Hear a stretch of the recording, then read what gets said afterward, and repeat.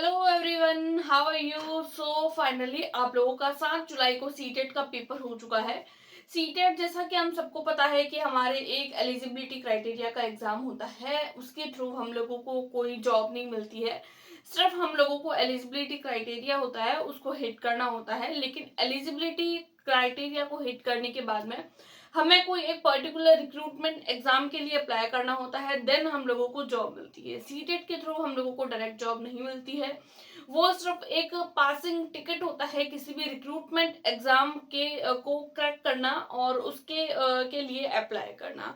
तो आज की वीडियो में हम लोग डिस्कस करेंगे एनवीएस, जिसको हम लोग नवोदय विद्यालय के नाम से भी जानते हैं। नवोदय विद्यालय जो संस्थान होती है जो ऑल इंडिया लेवल पर एग्जाम कंडक्ट करवाती है, और इसको लेकर जो है वो जल्दी ही हमें वैकेंसी देखने को मिलेगी। चाहे हम लोग पीजी टीजीटी की बात करें या पीजीटी की, एनवीएस एग्जाम में हम लोगों को पीआरटी देखने को नहीं मिलता है, तो हम लोग उस पर डिस्कस नहीं करेंगे, न ही उसकी वैकेंसी हम लोगों को देखने को मिलती है। इससे पहले जो है वो हम लोगों को एनवीएस के थ्रू जो नॉन टीचिंग जो भी एग्जामिनेशन होते हैं उसके बारे में जो है वो जानकारी दी गई थी, जो भी इसकी ऑफिशियल वेबसाइट है। और उम्मीद है कि आगे आने वाले टाइम में हम लोगों को एनवीएस की जो एक टीचिंग के रिगार्डिंग जो भी वैकेंसी है तो वो हम लोगों के लिए आने वाली है। तो अगर आप लोग इंटरेस्टेड हैं तो आप लोग इस वीडियो को पूरा देखिएगा। इसमें मैं आप लोगों को इसका एलिजिबिलिटी से लेकर जो भी पेपर पैटर्न होता है, टोटल सारे डाउट्स आज की वीडियो में डिस्कस करने वाली हूँ। चैनल पर पहली बार आए हैं तो प्लीज वीडियो को लाइक करके चैनल को सब्सक्राइब कर सकते हैं, क्योंकि इसी तरीके की जानकारी हम हमारे चैनल पर लाते रहते हैं। तो चलिए बिना किसी देरी के वीडियो को स्टार्ट करते हैं।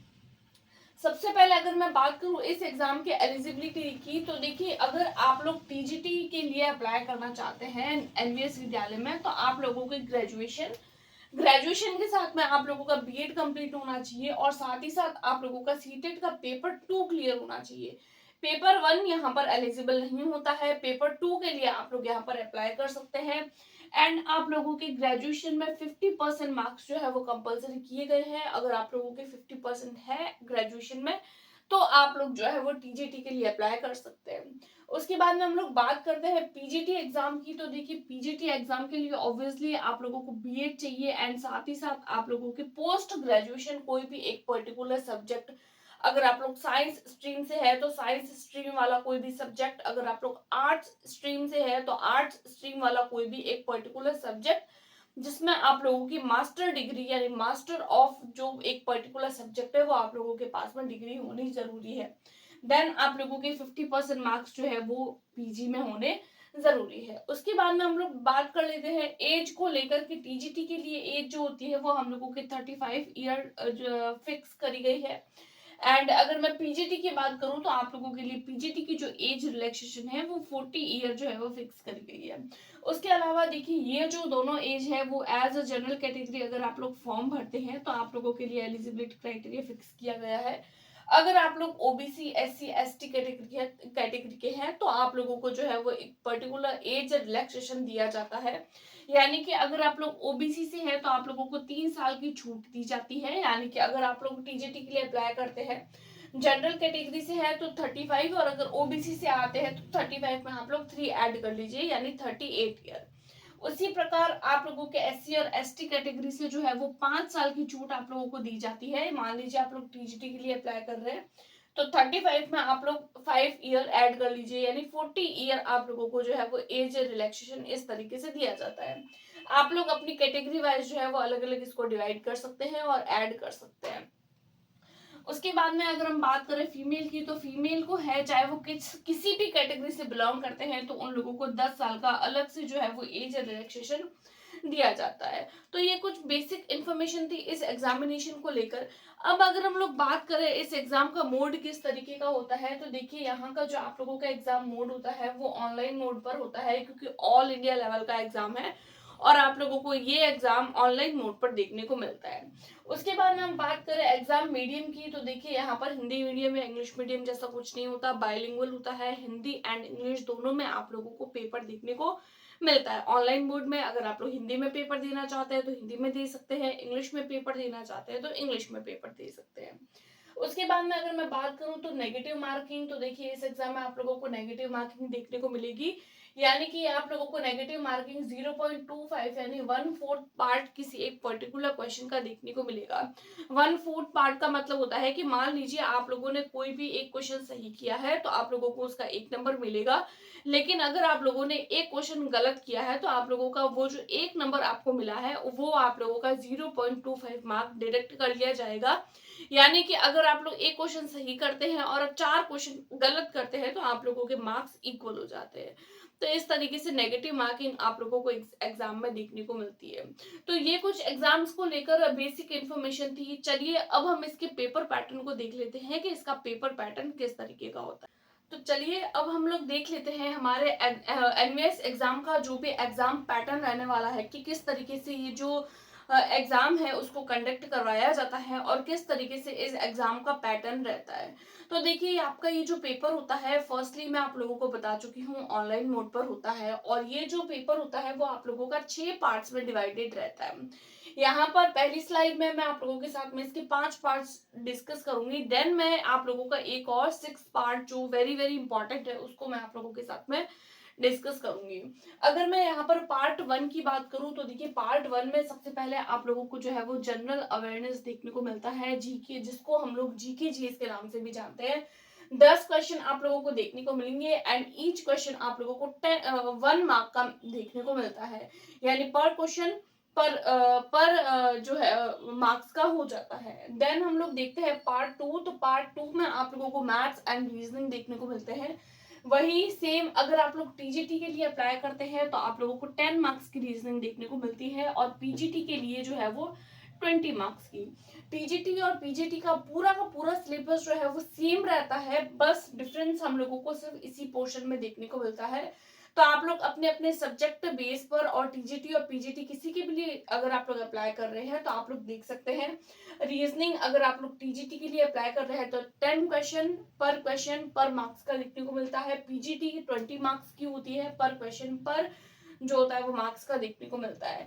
देन हम लोग बात करते हैं पार्ट 3 की। तो देखिए पार्ट 3 में आप लोगों को आईसीटी के क्वेश्चन पूछे जाते हैं, बहुत बेसिक लेवल की कंप्यूटर लेवल के क्वेश्चन आप लोगों को पूछे जाते हैं। 10 क्वेश्चन होते हैं, 10 मार्क्स के होते हैं, यानी एक क्वेश्चन आप लोगों को 1 मार्क का देखने को मिलता है। उसके बाद में हम लोग देख लेते हैं इसका पार्ट 4 जो होता है वो हमारे टीचिंग एप्टीट्यूड से रिगार्डिंग। भाई टीचिंग का एग्जाम है तो टीचिंग एप्टीट्यूड तो पूछा ही जाएगा।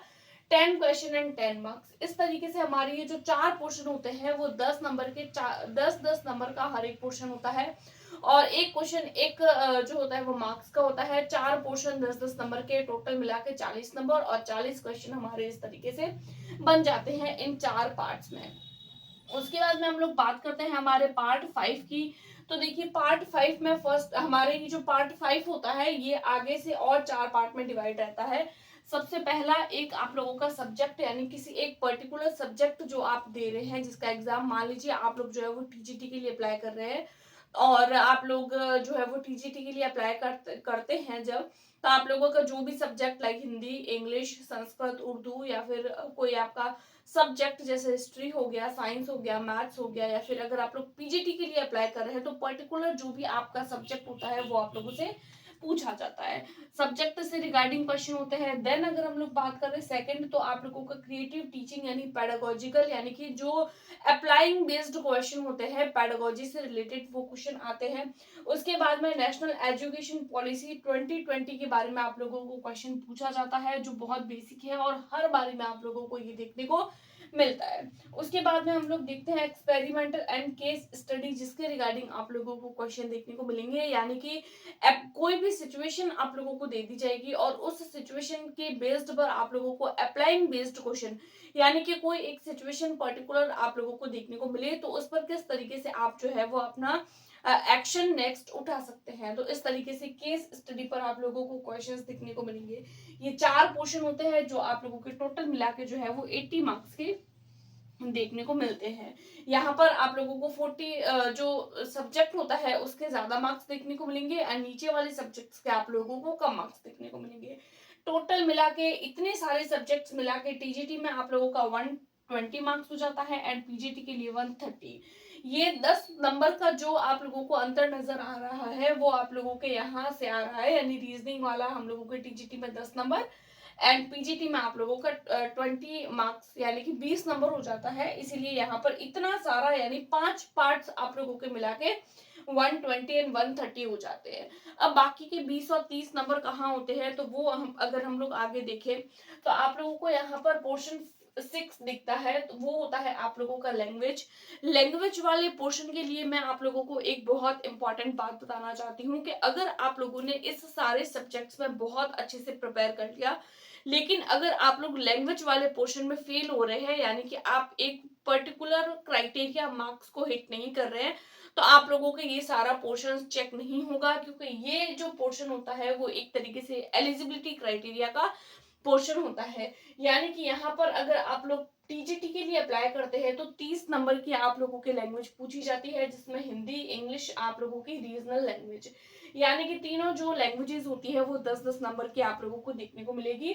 और हिंदी है 10 मार्क्स की 10 क्वेश्चन, इंग्लिश है 10 मार्क्स के 10 क्वेश्चन, रीजनल लैंग्वेज एज आप लोग कोई भी चूज कर सकते हैं, आप लोगों की राजस्थानी, गुजराती, हिंदी, मारवाड़ी, जो भी आप लोगों को आती है लैंग्वेज, गुजराती भी चूज कर सकते हैं। अगर आप लोग असम से है तो असमी, सिक्किम से है तो सिक्किमी, जो भी लैंग्वेज जैसे मान लीजिए कर्नाटक से है तो कन्नड़ लैंग्वेज, किसी भी रीजनल से अगर आप लोग अप्लाई कर रहे हैं और वो एक पर्टिकुलर सब्जेक्ट जो आप चूज कर रहे हैं उसकी बेसिक ग्रामर आप लोगों को आनी कंपलसरी है।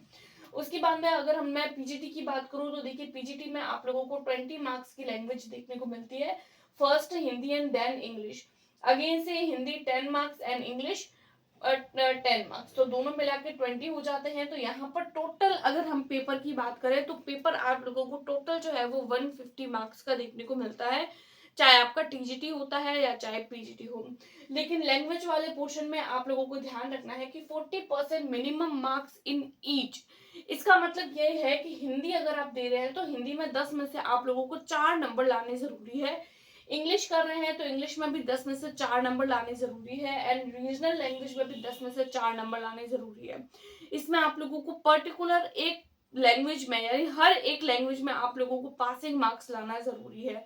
अगर आप लोग इन सारे एग्जाम्स को अच्छे से क्लियर कर लेते हैं, सारे पोर्शन की जितनी भी एलिजिबिलिटी क्राइटेरिया है अगर आप उसको हिट कर जाते हैं, देन आप लोगों को जो है वो इंटरव्यू के लिए कॉल लेटर आता है, और इंटरव्यू के बेस्ड पर आप लोगों के रिटर्न टेस्ट के बेस पर आप लोगों को इंटरव्यू के लिए कॉलिंग लेटर आता है, और इंटरव्यू होने के बाद में आप लोगों के जो है वो फाइनल रिजल्ट डिक्लेयर किया जाता है। तो इन दिस एग्जामिनेशन आप लोगों के इंटरव्यू मैंडेटरी होता है। तो ये छोटी सी इंफॉर्मेशन थी, आई होप आप लोगों को एनवीएस से रिगार्डिंग जो भी कंफ्यूजन है वो आप लोगों की दूर हो गई होगी। और भी कोई अगर आप लोगों का डाउट है तो आप लोग जो है वो मुझसे पूछ सकते हैं इन द कमेंट्स बॉक्स। और अगर आप लोगों को कोई और भी क्वेरी है तो वो भी आप जो है वो you ask me easily in comment box. Thanks for watching.